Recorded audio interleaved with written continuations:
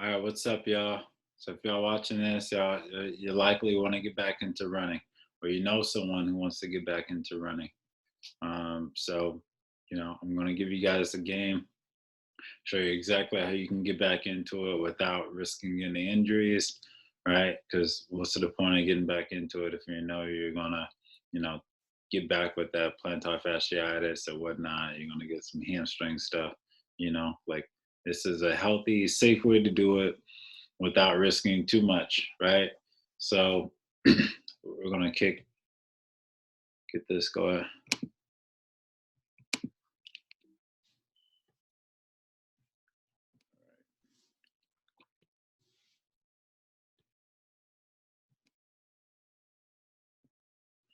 So you want to run again, right? So it's not as simple as it can, or even maybe even should be, right? Because what you're doing is putting your body through a huge amount of work, a huge amount of intensity in a relatively short period of time. And for a lot of people, I mean, again, if we come into this video, then there's a good reason why you stopped running. It could have been back pain, knee pain, or maybe just like some deconditioning. You might have, gotten COVID, or maybe you have like some underlying condition, right? You might have some type of like blood condition. You might have, or it just might have been years since the last time you did it, right? Like, what is like the safest way or safest approach to doing this? And I'm going to show you guys how to do that.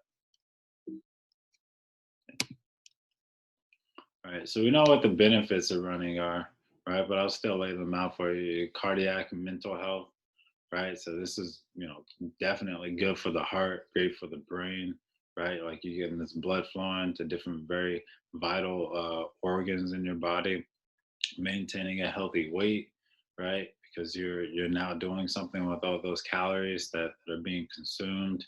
You're having some aesthetic gains that come with that, right? So you might be looking good, right, or looking better than than you used to. You're looking as good as you like because you've lost some weight, right? So you're feeling good about yourself. Sleep can also improve memory as well as sleep, right? So have you sleeping better and just overall confidence, like I think there's something to be said when people are like, no, I just came from a run, like it's work that you put into the day, right? Like, because not everyone does it or is doing it, right? And it does, it's taxing, man. You can put a lot of work on. So yeah, man, like there are a lot of benefits to running, many benefits to running, but you don't know how. It's not as simple as just putting one foot in front of the other, right? Because if it were that easy, then everyone would be doing it, right? But it's a little more complicated than that. You can't just get back on the treadmill and just start going, because what will end up happening is you'll just have like a start stop, right? Where you started running and then you stop because something happened. Um, I'm going to break it down to where you're still starting, right? But there's more of a slowing down than a complete stop. We'll get to that. I think no matter how many times you end up watching this video, no matter how many times you consult people, right? Like you definitely want to create a goal for yourself and what you want to get out of running, right? Like I'm giving you information that I've obtained from, like my years of schooling, my years of experience, and helping clients to get back onto their feet and running, right? But that all comes from a goal, and everyone has different goals, right? So, like you might want to say, there are sometimes I have to run to get across the street, right? Like my plan for you or my advice to you is going to look different from someone who says that they want to run a 10 or a 5K, right, for the first time or the first time in a long time, right? Like it's gonna look different. Or for someone who was like post surgical, right? Like it's just going to look different. So definitely get your goal out there. For the purpose of this video, I will be going kind of like middle of the road, right? Where I've created a goal where I want to run, 3 8-minute miles, right? Like 3 or 4 times a week. Like, and that's what I'm going to use because I felt like this is the most commonly given answer, right? That I'm getting from my patients. But yeah, man, like you want to figure out how fast are you running. It might not be 8 minutes, right? For some of you, it's been so long, it might be taxing to do a 15-minute mile, right? I'm gonna talk you through how exactly you can set up that goal. You can be very, very specific so that when you're working toward it, you'll know just how far or how close you are from achieving it over a period of time, right? And that's one thing I don't even have here. I'd say I want to run 3 8-minute miles, 3 or 4 times by, I don't know, next July, right? At the time that you're watching this video, July might be, 2 weeks away. July might be 9 months away, right? Like it all depends. But, you definitely want to be systematic about how you approach it. And you want to give yourself enough time because you can't go from really couch potato to running a mile the next day. I mean, you can, but not without some suffering, right? And not just from the marathon. I'm talking after as well. I think for everyone, if again, if you're coming to this PowerPoint, if you're coming to this, this course, like you definitely have to walk before you run, or you have to, crawl before you walk, right? Like you got to go baby steps and all this. So you have your goal written down, right? You might have answered that you want to run, 5 7-minute miles, like 3 times a week and in about 2 months. Okay, like I hear you, but when was the last time, you just walked for that long of a time, right? Like when was the last time you walked at a slow or even fast intensity or pace, right, for like 35 minutes? Right. So for a lot of you, it's been a long time. And now you want to go from, you want to go from doing nothing to doing a lot, right? Like over a very, very short period of time. That's going to be super stressful to your body, right? And then I know in my hypertrophy course, I'm teaching or talking about like stress in the body and it will adapt. This is a little different because muscles adapt differently than like bones or tendons. And in this case, you're using a lot more tendons, a lot more bones, and now you're bringing like more like vital organs into the picture, right? Like you're putting your body through something crazy, right? And especially because you've gone from doing very, very little, some of you doing very, very little to doing a lot. So, to start, definitely set your goal, just be realistic about how to approach it. And that's likely why I didn't put down the time, right? Like to say I want to do this by next, June, July. Like I'm gonna give you an outline, give you a plan that you can use to get to your targeted goal. But first is get the goal out and just be realistic about like where you are and achieving that goal and how much time it might take for you to achieve that goal, right? So I get this all the time. A patient might say, "Well, I'm on my feet all day and I take like 10K steps, right? But is it continuous, like in the same way that you would be running? Because it's different, right?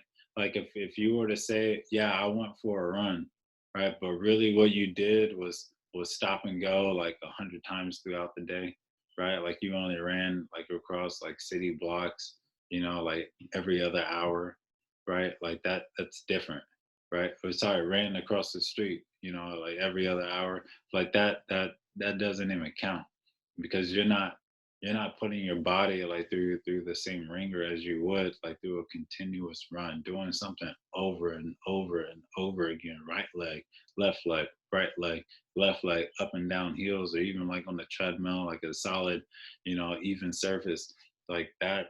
That's a different tax on your body than getting your 10K steps. So it's not at all the same, right? So again, and just being realistic with with the goals that you're setting and how quick you're going to be able to achieve them. Um, so everyone thinks they're ready to get back into running, but man, they are not, right? They just are not, because they have not put that time in.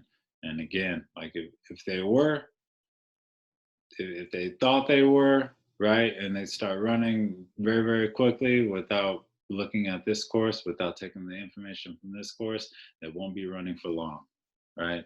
Um, usually I like to start the video with uh, taking out like a pencil, some paper. Well, I'm sure you've done that already. But first thing you need to do, man, set a goal. Set a goal right now on what you want to do. And be realistic. Um, write down the amount of time that you're spending just, doing something continuous or walking continuous, more specifically, right? Just being on your feet, going for a walk, no stop and goes, just going. What does that look like? And that way you know just how far or close you are to running in the first place.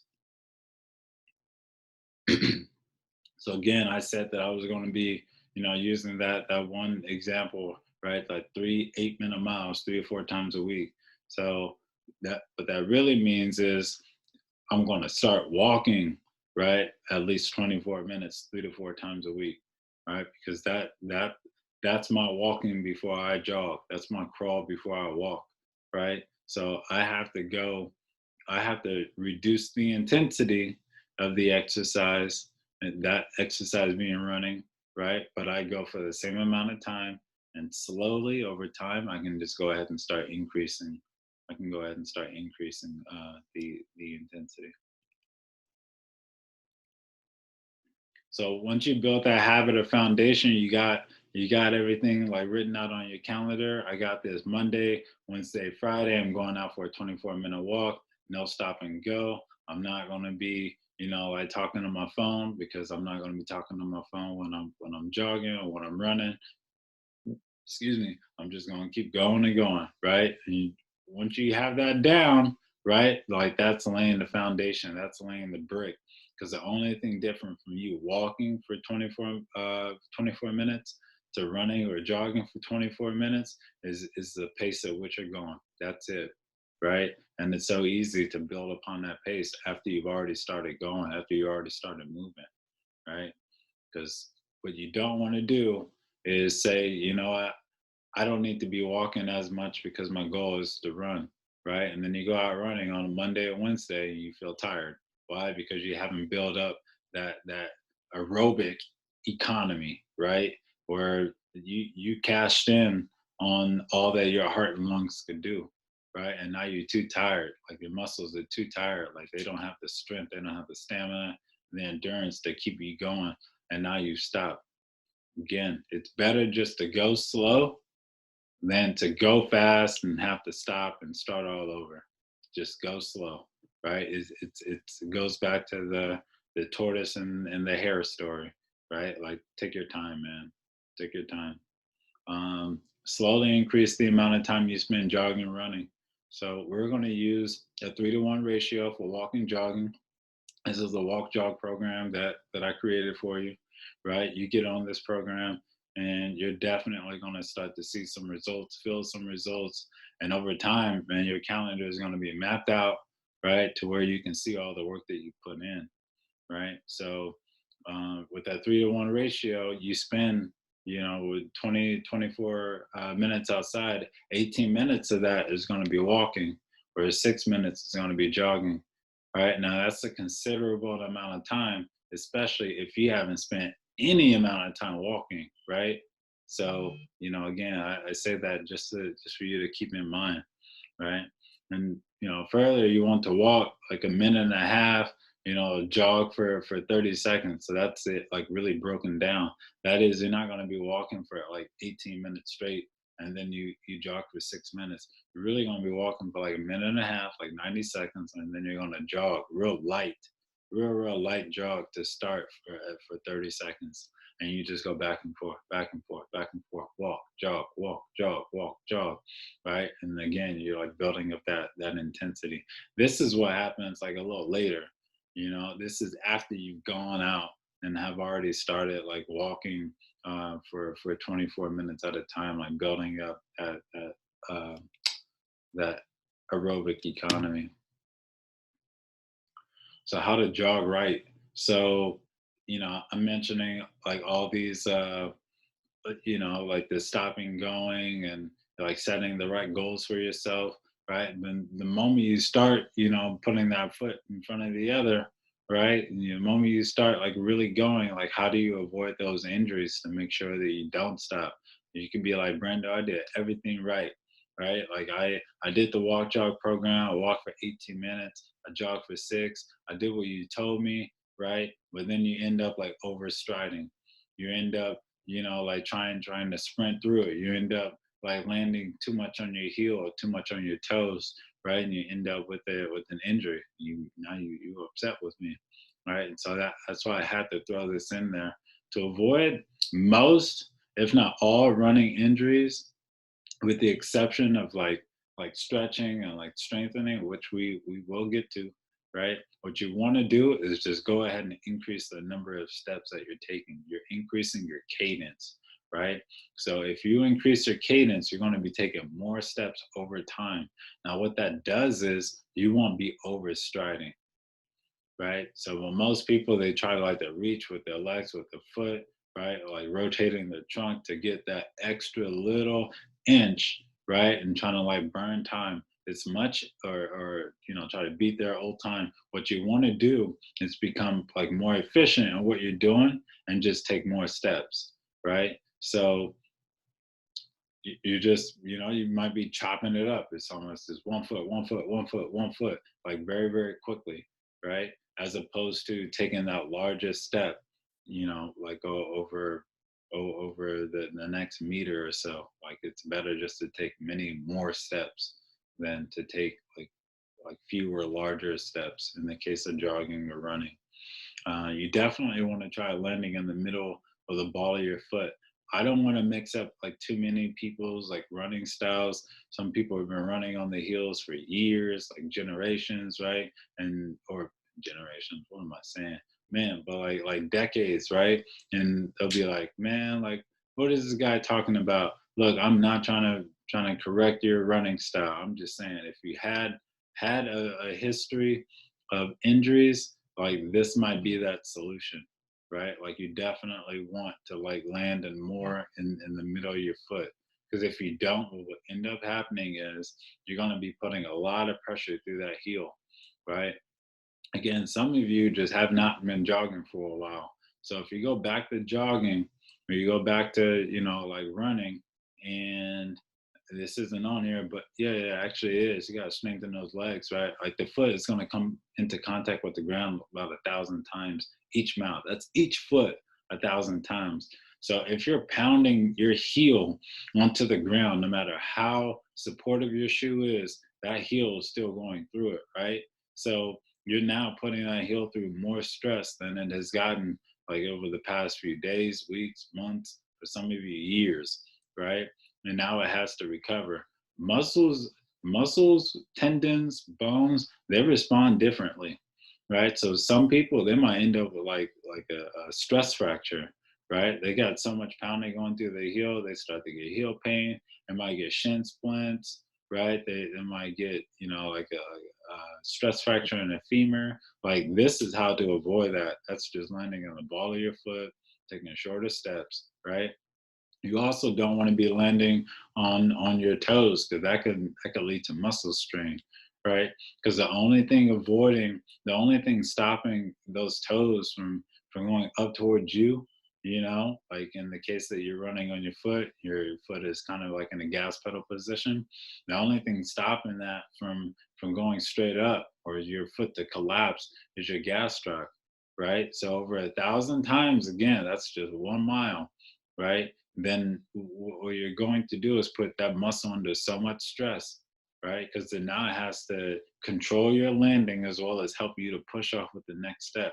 Like it's doing a lot more work. And if it hasn't gotten that work before, then it's going to be taxed. And that can lead to muscle strains. And again, like that foot is going to come into contact with the ground 1,000 times. So you need to strengthen those legs. You see the legs of these guys, like, the picture is definitely like a little minimized, but, they got to put some work in, right? Like they got to strengthen those guys. So, yeah, man, like I'm going to show you how to get to that. In the case of strengthening your legs, if you have not seen my hypertrophy video for the shoulders, for the postable pecs, shoulders, legs, you might want to go check that out. But I'm just going to reiterate, like a couple of things. And that's going to be you want to do about 3 or 4 exercises, right? Like targeting a single, not a single, but, like a group of muscles. So because you're running, you definitely want to be exercising the hamstrings, glutes, muscle in the front of your lower leg. That's your tibialis anterior. You want to strengthen your posterior tibialis. It's the one behind the leg, the gastrocs. Like you want to strengthen all those muscles. And I'd say, I mean, everyone's wearing shoes here, and for some of those exercises, you definitely need them, but I'm sure it'll be a lot harder without them wearing shoes, right? So you can like really work on your balance. Most of these exercises, if not, yeah, they all are single leg exercises, and that's because running is a single leg exercise. It really is.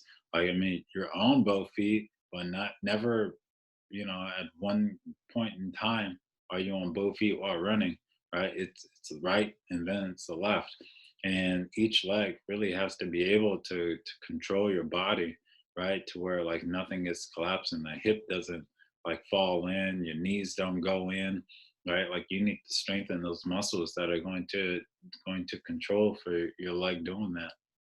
So again, I say about 3 or 4 exercises. I give you one, two, three, four, five, six, right? Like you can pick any 3 or 4 of these to do before you run, right? Like you want those muscles fired up, ready to go before you run.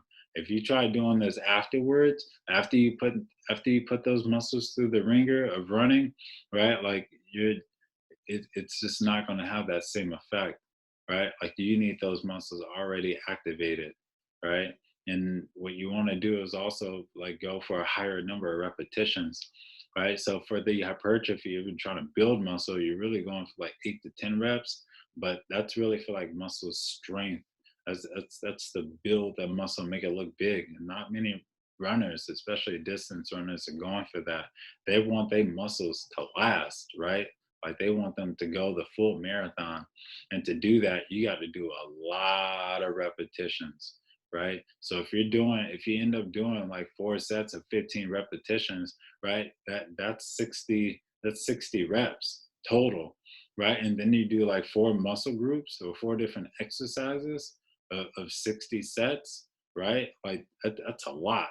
All right. It may seem like a lot, but really, because you're still taking 1,000 steps in a given mile, right? Like that's nothing, because that's 1,000 reps, right? When you're running and you land on that right leg in a mile, like a 1,000 times, right? Like each time you have to make sure that that back is supported. You have to make sure that that knee doesn't cave or fall in. You have to make sure that that contralateral hip doesn't drop, right? Like that's a lot. Like that's a lot of repetitions, right? So that 240 is nothing. And after you've done that 240, you can get into running, and I'm telling you, man, you're going to be much, much stronger running when you're doing that.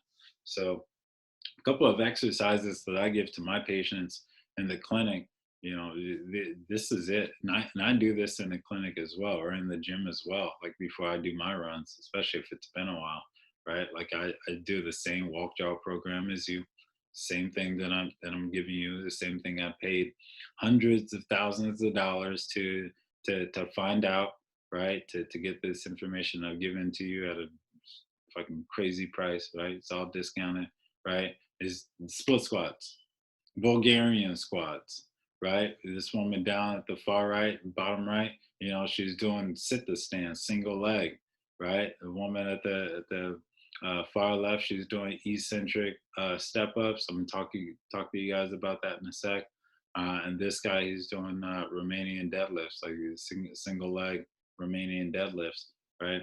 So the split squats, you probably already know, right? You get sort of into that lunge position, except like their feet don't move, right? And he just going up and down, right?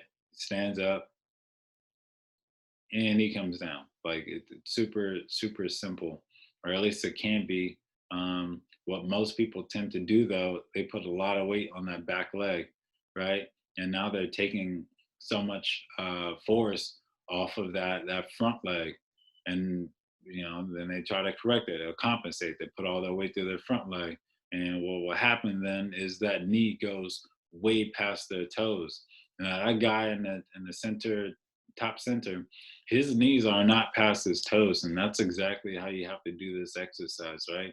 Like you can still put all your weight, all your momentum through that front leg to take the weight off of your back without pushing that knee past your toes. When you do that, when you do push your knees past your toes, you're making that too much of a quad exercise, where it should be like a whole lower body exercise. And you're going to end up putting too much strain on your kneecap, like around your patella, right? So what you want to do is, again, you have a lot of weight going through that front leg, right? And you control your descent down, and you just stand back up using more of the front leg than the back leg as much as you can. And that's the same thing with the Bulgarian squats, with the woman next to him to the right, right? Like what she's doing there is she's bringing that leg up, right? And that's going to be a little nice stretch on the opposite side. If your hip flexors are too tight, your quads are too tight, you might have an issue doing this exercise, right? So you might want to loosen up. Go check out my mobility video. Though I do have some a little bit of stretching on here too. But yeah, man.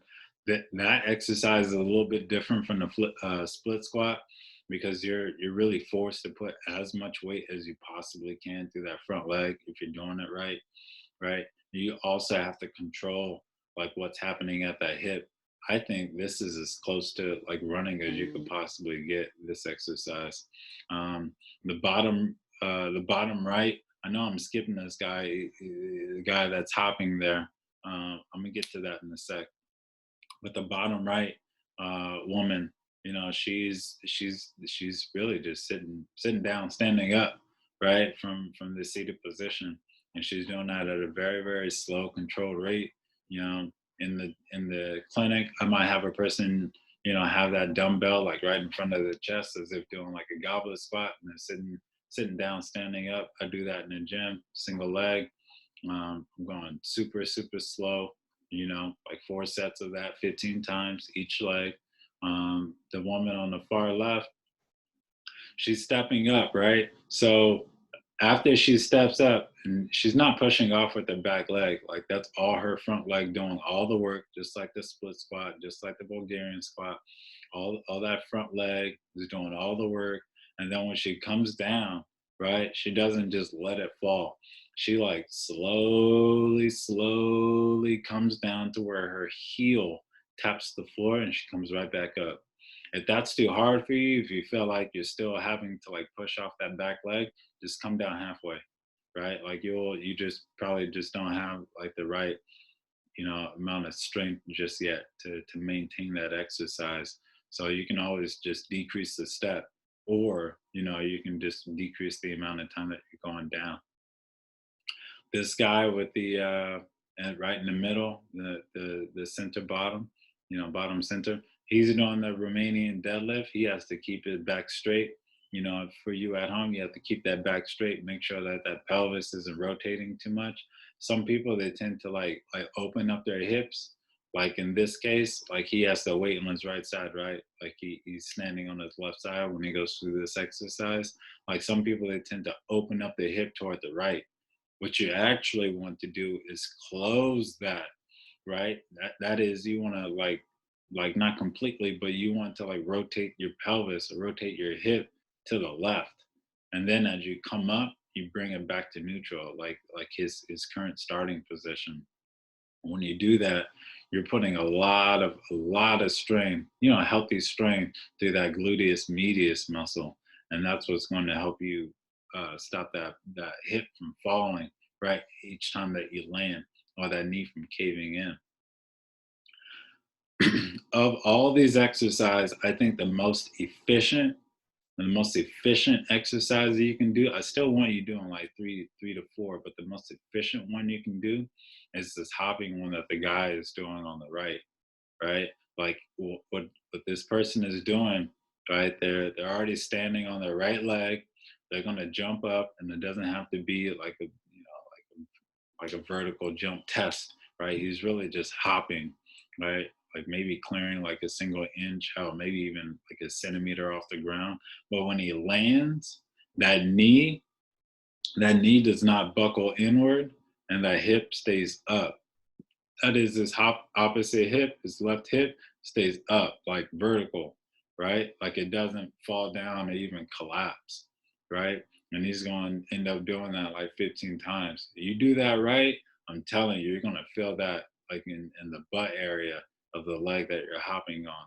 Man, that's a really, really super efficient exercise. And that's because it replicates like that running motion, right? So as you're running, I mean, that's really where you should be feeling it. I mean, it's a whole body exercise, so you can feel it sometimes in the lower leg. You can feel it in the quad, the hamstring, but if that hip muscle is doing its job like that, that's really what should be working. You're taking shorter rest breaks, and that's because you're really like building up that muscle endurance, right? So if you're doing a lot of work over time, right, then what you're doing then is you're getting that muscle to become more acquainted with that work, right? Like it doesn't take, you're not giving yourself longer rest breaks because those muscles are going to get used to that. And that's really not what they should be getting used to when you're running. They should be working all the time, especially in the case that you're trying to run that marathon, or you're trying to run that 10K or 5K, what have you, half marathon, whatever.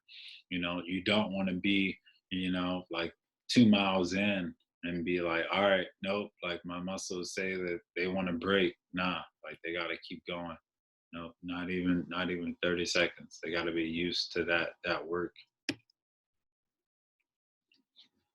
So, again, like you definitely first want to just start with just walking, right? And that's something I don't have here.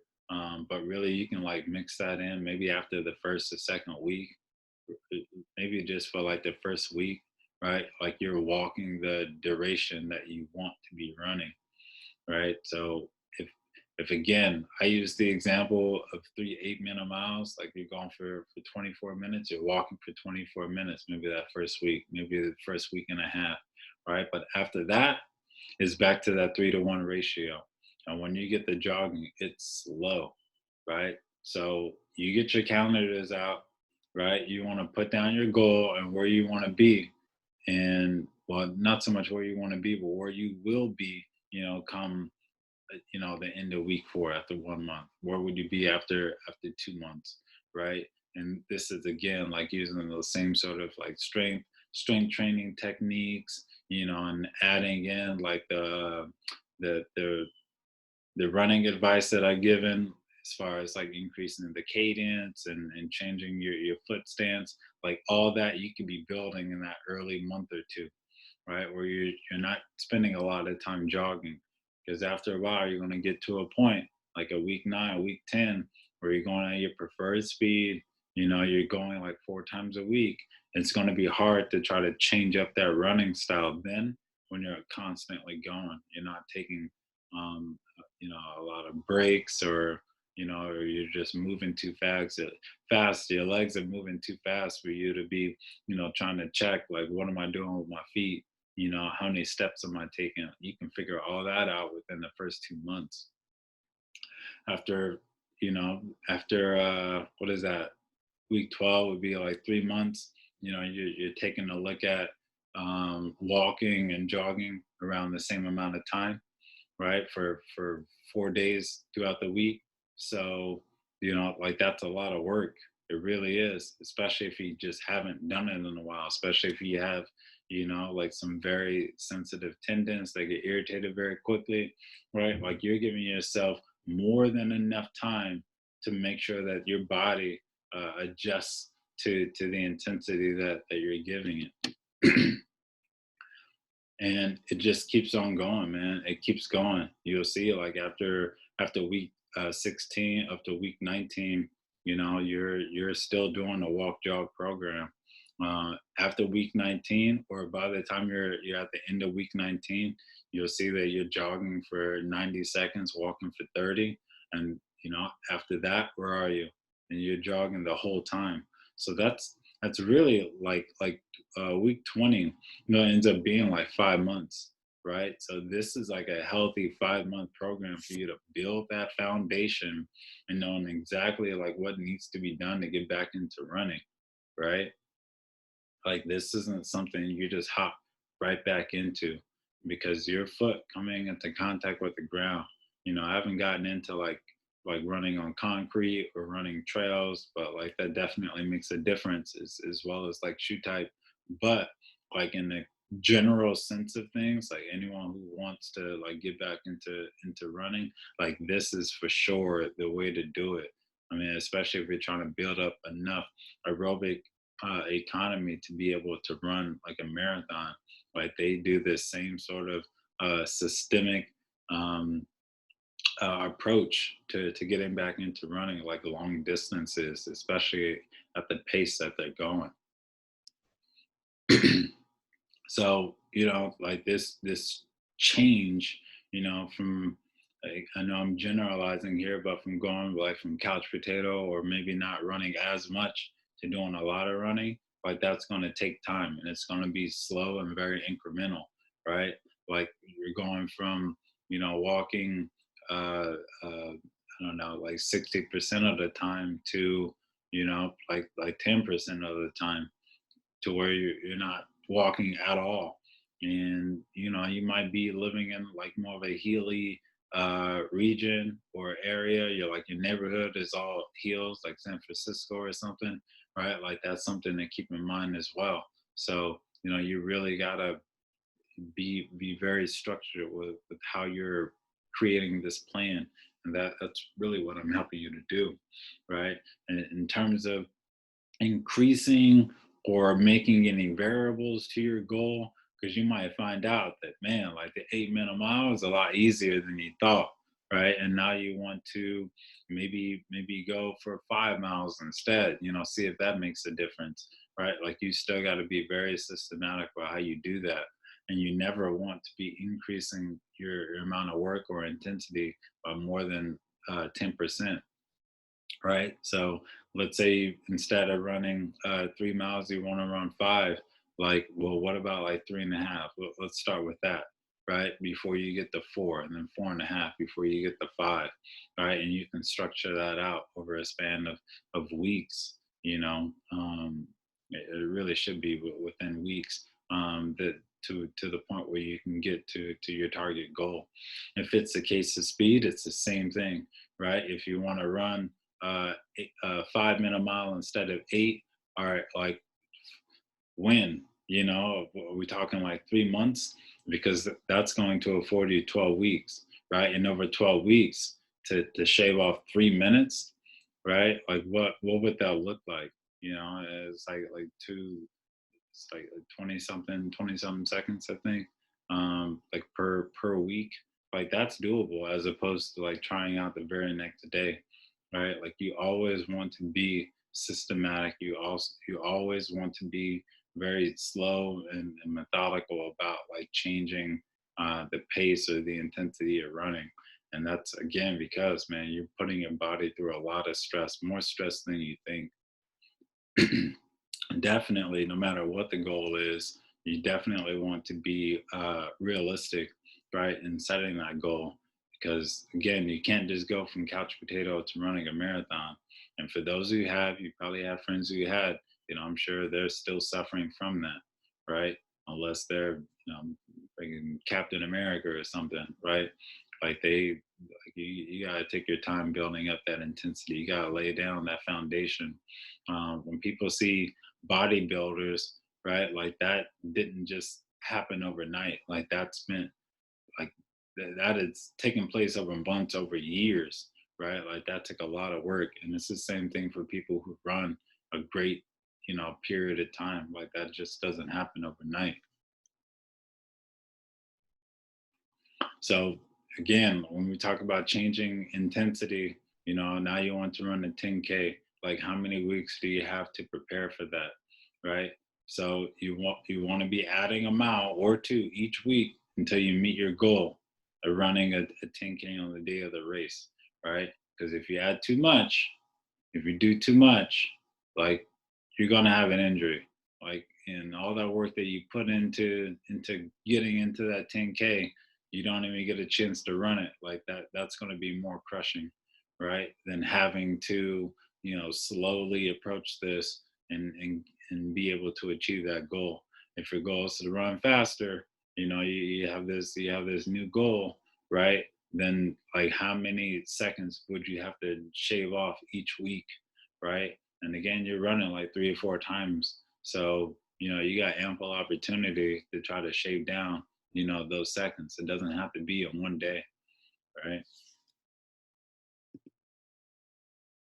I don't know how that got in there. So that's me. I'm playing. So that's me. I was running a 5K with NYU. I'm at Columbia. I went to Columbia, graduated. Class of 2017. But like we support each other, another PT program. So we were out there.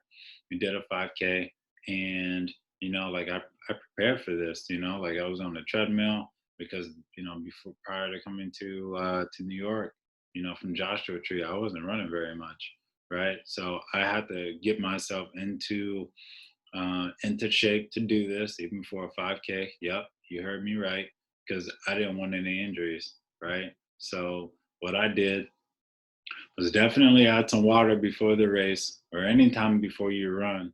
This is like during my training as well.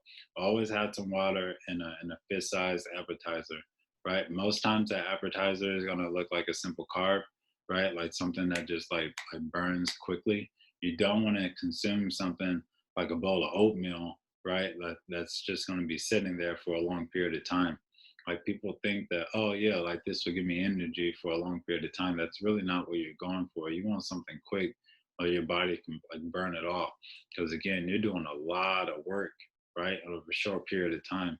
If you give yourself, a little bit of energy before you even start that work, then you can burn that off, right? So that's really what you're going for. In terms of like socks and shoes, I say just go for whatever is comfortable for you.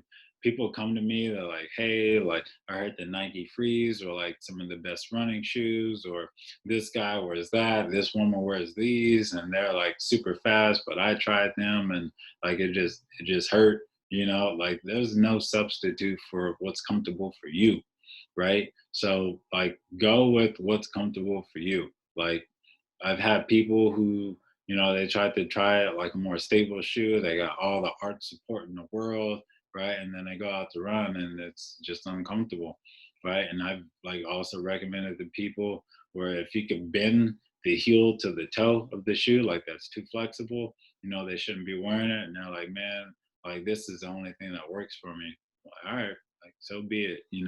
Like in the grand scheme of things, I wouldn't recommend.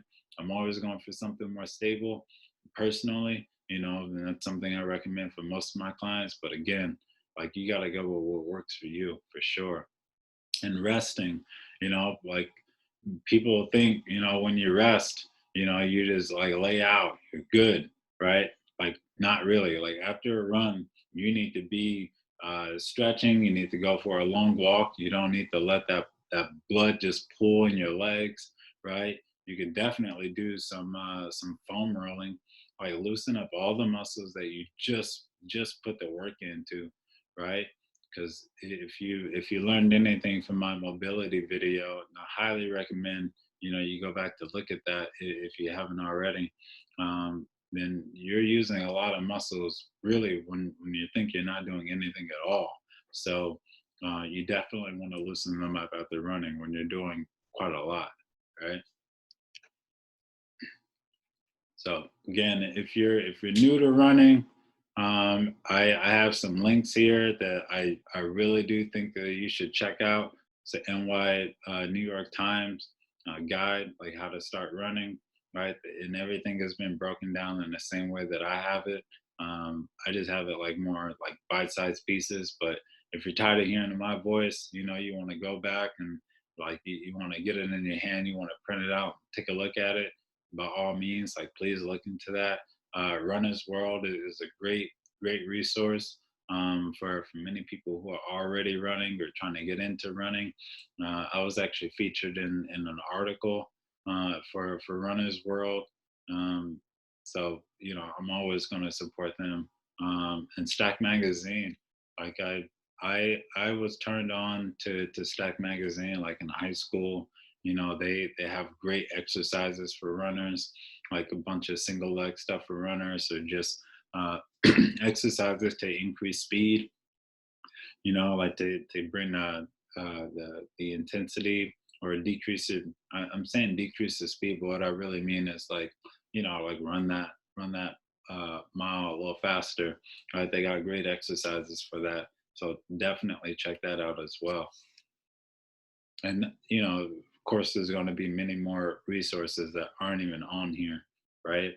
So do your due diligence, and add that to the framework that I'm giving you now. Lastly, you know good luck, like because running is so, man, it's a very taxing, very taxing exercise.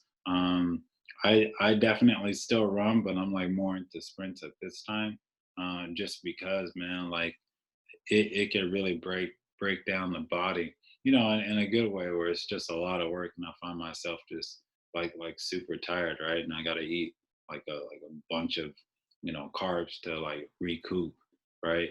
Like it could be a lot of work.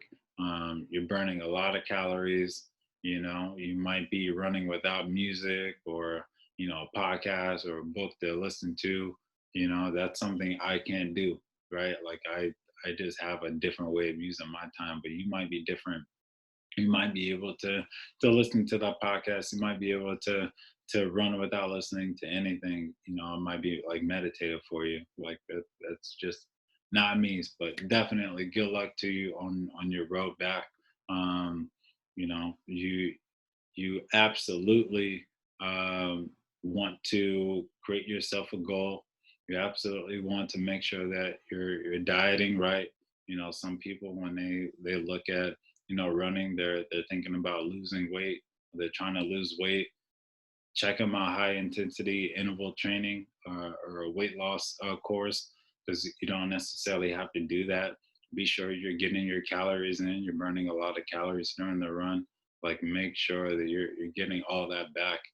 Your body is going to adapt in your favor, but you have to tell it what to do. You have to treat it well. You keep running your body into the ground, then it's going to start to break down on you, right? So like give it the fuel that it needs. Always go slow. Be methodical about the next step that you're about to take, right, in terms of your running journey, if you will. Yeah, man, try out those tips, as far as landing in the middle of your feet, on the ball of your foot, taking uh many steps, right, over the same length of running. Yeah, and if you have questions, man, just reach out. If you're watching this video with a friend, they have questions about, for real though, like what do you think of these shoes, or I have this condition, like how would this work out? Just go ahead and send me a text. Go ahead and call if you find that's necessarily. You have my email, like send pictures for, as far as like your running technique, your video, like anything, like I'll check it out, you know. I have no problem in helping you. So that's the whole point of making these videos, right? I'll definitely share this with a friend. Share, response or any feedback you think you might have.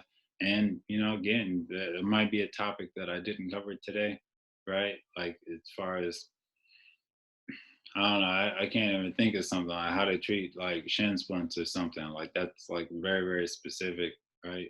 But I can make a course for you, if there's any interest in it. But I won't know until you tell me. But I do think that this is enough to get you going, get you back into running without any injuries, without any hiccups. You'll be well on your way. All right. All right, y'all. Have a good day.